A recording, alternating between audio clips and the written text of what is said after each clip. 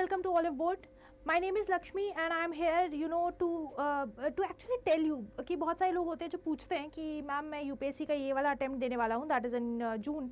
तो उस टाइम पे मतलब प्री ऑब्वियसली आपको पता होगा अगर आप आरबीआई को थोड़ा भी फॉलो कर रहे हो कि इनका जो प्री है वो काफ़ी करीब पे होता है. कई बार तो सिर्फ 10 दिन के समय पे ही दोनों का प्री लाई करा है. लेट्स सी कि क्या RBI grade B UPSC CSC civil services examination IAS IPS का कोई तोड़ नहीं है. पावर पर्क्स जो भी आप जिसके लिए भी आप सिविल सर्विसेज की तैयारी कर रहे हो, it can be public service also, but plan भी होना तो बहुत ज़रूरी है. वी ऑल नो वहाँ पे सक्सेस रेट कितना है. तो डेफिनेटली अगर आप उससे रिलेटेड सारे एग्जाम्स दे रहे हो, जैसे जो भी यूपीएससी का कैंडिडेट है, मेनी टाइम्स इट्स लाइक कि वो स्टेट सर्विसेज के एग्जाम भी देता है. तो why not RBI? Let's discuss what is there in RBI that you should consider if at all you are a UPSC candidate. CSE वाले जो कैंडिडेट्स हैं उससे अगर मैं रिलेट करूँ पर्क्स, तो देखो हम पर्क्स पावर की बात ही नहीं करते हैं. CSE सिविल सर्विसेज और इन सब के लिए तो वो रहने ही देते हैं. सिलेबस के बारे में देखते हैं और एग्ज़ाम का फॉर्मेट एक बार देख लेते हैं. बट पर्क्स में भी अगर मैं एक बात बोलना चाहूँ, सैलरी दोनों की लगभग बराबर है. दोनों में इंसेंटिव्स या बोलो कि मतलब वर्क लाइफ बैलेंस को अगर मैं कंपेयर करूं, आरबीआई ग्रेड भी ऑसम वर्क लाइफ बैलेंस है. After 7 you are free. In UPSC CSC we all know work life balance बिल्कुल भी नहीं हो पाता है. कई बार तो ऐसा भी है कि अगर रात को कोई इमरजेंसी है then you have to go. तो वर्क लाइफ बैलेंस आपका मे बी यूपीएससी सीएससी में नहीं है, बट यहाँ तो है. नेक्स्ट थिंग, अगर आप आरबीआई के लिए तैयारी कर रहे हो या फिर अगर आप आरबीआई के लिए सोच रहे हो, तो one big motivator can also भी, देखो यहाँ पे पोस्टिंग बहुत ही हैपहेजेडली होती है. वी ऑल नो कहीं पे भी कभी भी पोस्टिंग हो सकती है.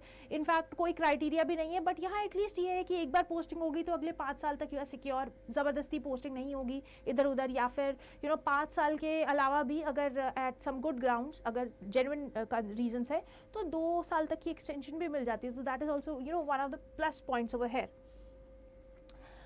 नेक्स्ट थिंग इज एग्ज़ाम का फॉर्मेट की अगर मैं बात करूँ, देन आरबीआई हो या यूपीएससी हो, एग्ज़ाम का जो फॉर्मेट है, पैटर्न है, वो लगभग सेम ही है. दोनों में ही प्रीलिम्स होता है, मेंस होता है, इंटरव्यू है. आरबीआई में इसी प्रीलिम्स को फेज़ 1 कह देते हैं, इसी मेंस को फेज़ 2 कह देते हैं. सो देखो तो बस नाम में फ़र्क है. लेट्स सी इसके अंदर और क्या क्या फ़र्क है. जो मेजर फ़र्क यूपीएससी में का है वो ये है, यूपीएससी की पूरी साइकिल आपको खुद को पता है कि अगर आपका प्रीलिम्स लेट्स सपोज मई जून में हो रहा है, तो आपका जो प्रीलिम्स के बाद मेंस है दैट वो आपका खिंचता सितंबर अक्टूबर, और उसके बाद आपको पता है इंटरव्यू की डेट तो नेक्स्ट ईयर ही आती है. तो लगभग काफ़ी लंबी साइकिल, ऑलमोस्ट 1 ईयर की साइकिल आपकी एग्जाम में ही चली जाती है. But one thing that is very good about your RBI exam is, form निकलेगा मई जून के करीब. जुलाई में लगभग जब आपका यूपीएससी का प्रीलिम्स होता है, कई बार उसके साथ ओवरलैप ज़रूर होती है इसकी डेट्स, या फिर होती तो बाद में ही है इसकी डेट्स, बट इतना फ़र्क नहीं होता डेट्स में. जुलाई में आपका प्री हो जाएगा या पेपर 1 या फिर फेज़ 1 आप कह लो. अगेन इन फेज़ 2 जो है आपका वो रफली 40 to 45 डेज में, तो जैसे यूपीएससी में आपको 2, ढाई, 3 महीने तक मिल जाते हैं, बट यहाँ पे आपको वो लेवरेज नहीं मिलेगा. तो आप फेज़ 1 की जब तैयारी कर रहे होगे उससे पहले आपको फेज़ 2 की तैयारी ख़त्म करनी होगी, क्योंकि उन लास्ट इन 30 डेज़ में मे बी आप तैयारी नहीं ही कर पाओ. और आप देख लो बहुत ज़्यादा समय भी नहीं दिया जाता. और अभी अगर मैं आरबीआई के रिजल्ट की बात करूँ तो अभी 2 ही दिन पहले आरबीआई का रिजल्ट भी आ गया है. तो आप समझ सकते हैं जुलाई से जो साइकिल शुरू हुई वो दिसंबर के फर्स्ट वीक में आते आते तक ख़त्म भी हो गई. तो एग्ज़ाम साइकिल बहुत क्विक है, रिजल्ट बहुत जल्दी आ जाते हैं. दैट्स वाई वो जो एक एक्साइटमेंट लेवल है वो भी सही है, वो भी बना रहता है. और वही अगर आप देखोगे यूपीएससी का जो आपका पूरा टेन्योर, वो जो एग्ज़ाम साइकिल है वो बहुत लंबी है और ऑब्वियसली उस हिसाब से स्ट्रेसफुल भी रहती है. बट एनीवेज हम तो प्लान बी डिस्कस कर रहे हैं. लेट्स सी कि सिलेबस में क्या सिमिलैरिटी या क्या डिफरेंसेस हैं. रीजनिंग, क्वांट, ये सब सीसैट का भी पार्ट है, बट डिस्क्लेमर के साथ. सीसैट में जो रीजनिंग, क्वांट, इंग्लिश, तो चलो इंग्लिश ठीक है, इंग्लिश तो अगर आप सीसैट की कर पा रहे हो तो इसकी भी कर लोगे. बट रीजनिंग, क्वांट, इसमें थोड़ा आपको एक्स्ट्रा एफर्ट डालना पड़ेगा. That's why I will ask you कि आप आज ही से इसकी प्रैक्टिस शुरू कर दो. लास्ट मोमेंट पे डेफिनेटली नहीं हो पाएगा. वन थिंग, जनरल अवेयरनेस देखो यूपीएससी के पर्सपेक्टिव और आरबीआई के पर्सपेक्टिव में थोड़ा सा फ़र्क है. For that you can refer to various sources that are available online, जो कि आरबीआई स्पेसिफिक सोर्सेज हैं, आप उनको रेफर कर सकते हो. In fact certain initiatives with respect to general awareness are also going on Oliveboard's YouTube channel, तो आप उसको भी फॉलो कर सकते हो. वरना whatever you want you can follow, you can do your own research and find out what suits you best.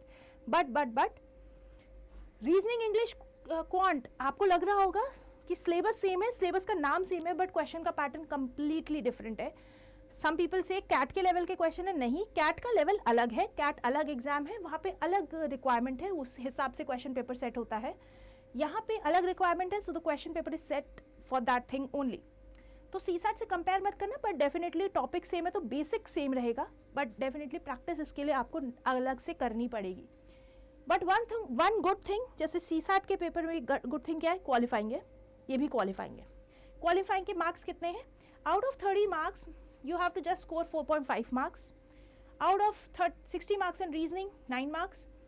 Out of 30 marks in English just 4.5 marks. And out of 80 marks in general awareness just 12 marks. सिर्फ qualifying है. तो इसमें से अगर आपका quant अच्छा नहीं भी है, लेट्स सपोज, तो 30 में से सिर्फ 4.5 मार्क्स ही चाहिए. I hope that is attainable. अगर आप आज से करना शुरू करोगे, ये आ जाएंगे. प्रैक्टिस करोगे तो इतने भर तो आ ही जाएंगे, क्योंकि जनरली बच्चे क्वांट से घबराते हैं. अनदर थिंग, रीजनिंग किसी की टफ है, मतलब किसी को नहीं आती, प्रॉब्लम है. 60 मार्क्स में से 9 marks, you have to just get 9 marks, you will be able to score this. यहाँ पे फेज 1 में जो मेकर और ब्रेकर होगा ना, वो ये है जनरल अवेयरनेस. ये आप जनरल अवेयरनेस अगर आप रेगुलरली कवर कर रहे हो, लास्ट 6 मंथ्स की general awareness you are cover, तो आज से अगर आप करना शुरू करते हो दिसंबर के मंथ से, then believe me you will be able to crack this. क्योंकि आफ्टर ऑल आप ये आपको क्वालिफाई ना होने के लिए है कि मतलब अगर आप क्वांट अच्छे से नहीं करके आए तो आप डिसक्वालीफाइड हो जाएंगे. तो बेसिकली ये आपको डिसक्वालीफाई कराएंगे, बट आपको क्वालिफाई, आपको मेरिट तक पहुंचाने में जनरल अवेयरनेस का ही हाथ होगा, क्योंकि वहाँ पे 80 मार्क्स है.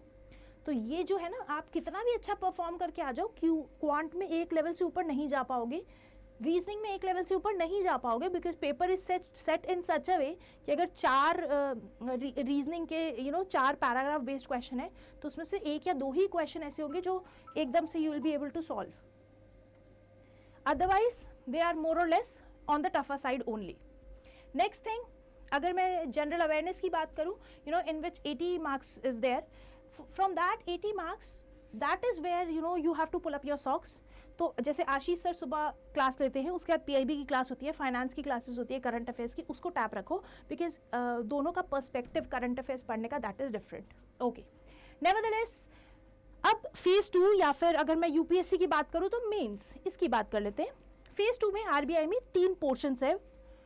One is your ESI, that is economic and social issues. One is your finance, and the other is your finance and management, and the other is your English. Economic and social issues की मैं बात करूँ तो this is the syllabus. Syllabus एक एक word पढ़ोगे ना, you will see कि अरे ये तो यूपीएससी का ही सिलेबस है, वही लिख दिया है. Definitely economic and social issues में जो भी लिखा है, ये पूरा का पूरा यूपीएससी का सिलेबस है. मैं ये नहीं कहूँगी paper 1, paper 2, paper 3, a blend of every paper, but सब कुछ वही है. Multiculturalism, demography, urbanisation, migration, social issue, gender issue, RBI, economic monetary policy, labour policy, industrial policy, there is nothing much and nothing different. ऊपर से अगर मैं ESI की specifically बात करूं, देन 80, ओके, थोड़ा कंजर्वेटिव होके चलूं तो 70% पेपर, कंजर्वेटिव होने के बाद भी 70% paper comes from current, and that current is schemes and reports. तो स्कीम्स यहाँ पे जब पूछी जाती है तो थोड़े से ज़्यादा डेप्थ में पूछी जाती है, तो इसलिए उस चीज़ का आपको ध्यान रखना होगा. सो देयरफॉर अगर आप यूपीएससी की प्रिपरेशन कर रहे हो तो किसी को अपना मेंटर बनाओ और वो उसको देखो कि वो स्कीम्स को कैसे कवर कर रहा है फॉर आरबीआई पर्सपेक्टिव, और वैसे कवर करो. तो जैसे जो भी यूपीएससी की मैगजीन्स है फॉर गवर्नमेंट स्कीम्स, वो यहाँ पर डेफिनेटली नहीं काम करेंगी, क्योंकि यहाँ पर थोड़ा पर्सपेक्टिव बदल जाता है. बट डेफिनेटली अभी आपके पास टाइम है, you have a lot of time. तो अगर आप आज से भी 1 से 2 घंटा आरबीआई को दे पाओगे तो you will be in a good state after at the time of the examination. Okay, next thing, जैसे मैंने बोला पहला पार्ट आपका ईएसआई का था, we have discussed. Finance and management. So this is finance. Finance के सिलेबस में definitely मुझे पता है यूपीएससी वाले बहुत ज़्यादा फाइनेंशियल मार्केट्स के बारे में बहुत डेप्थ में नहीं पढ़ते हैं.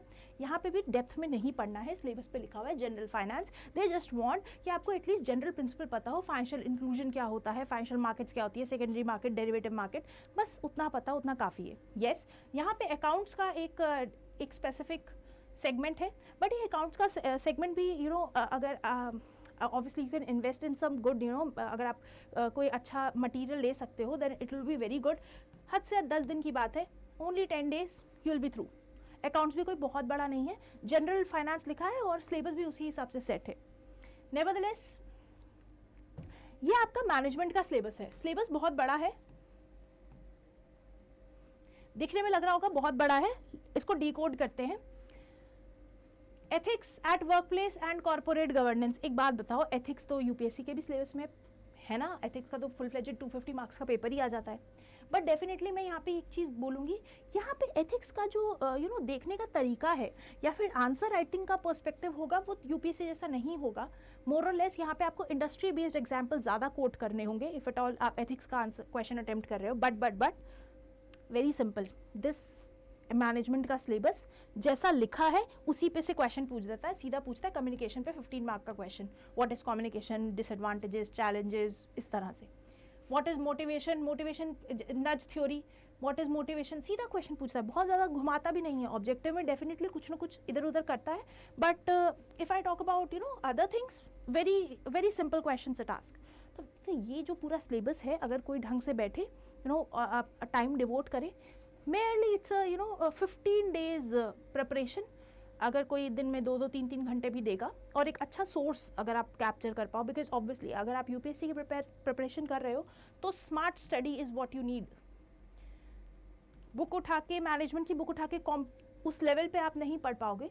सो why not invest in some good material so that you are able to go through all the syllabus. But nevertheless अगर आपके पास कोई और प्लान भी है to tackle this, then you can take that as well forward. तो it was just an informative video to tell कि अगर आप यूपीएससी की प्रिपरेशन कर रहे हो तो आप आरबीआई में कैसे साथ साथ प्रिपेयर कर सकते हो. मैंने एक वीडियो इसमें भी बनाई है कि merely studying 4 hours you can qualify this exam.